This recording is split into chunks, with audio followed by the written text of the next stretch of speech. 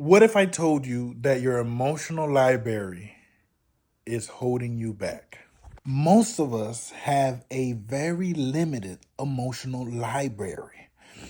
And the reason that is because we were never taught that we were allowed to have our feelings.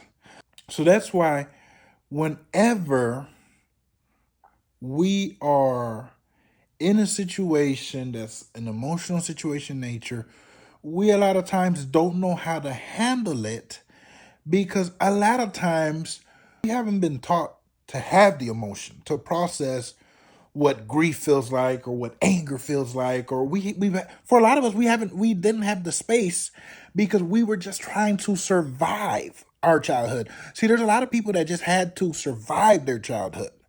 And so now we're at a place where we are adults and life is so nuanced. There's so many details, there's so many scenarios and situations in life that now we don't know how to process what we feel. And so let me give you an example. This morning, I got a text message from someone and it really pissed me off. I was just waking up. I was like at a 1, and the text message I saw it was like a 9. After I saw it, I was like, and it was only like 7 in the morning.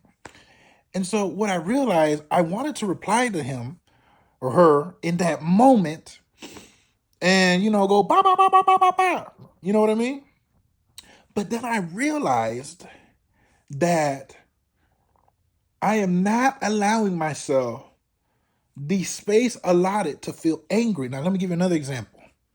Sometimes we're put in situations where we have emotions, but we don't know what we're feeling in that moment. All we know is that we feel something, but because we weren't taught to process that emotion, we don't know how to respond to that situation or that thing.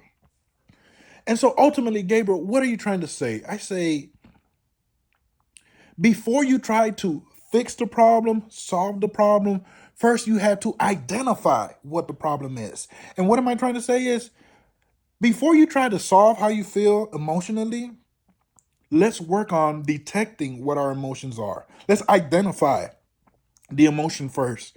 And only when you can identify the emotion can you then give a responsible and healthy response to whatever it is. But first we have to figure out what we're feeling in this moment.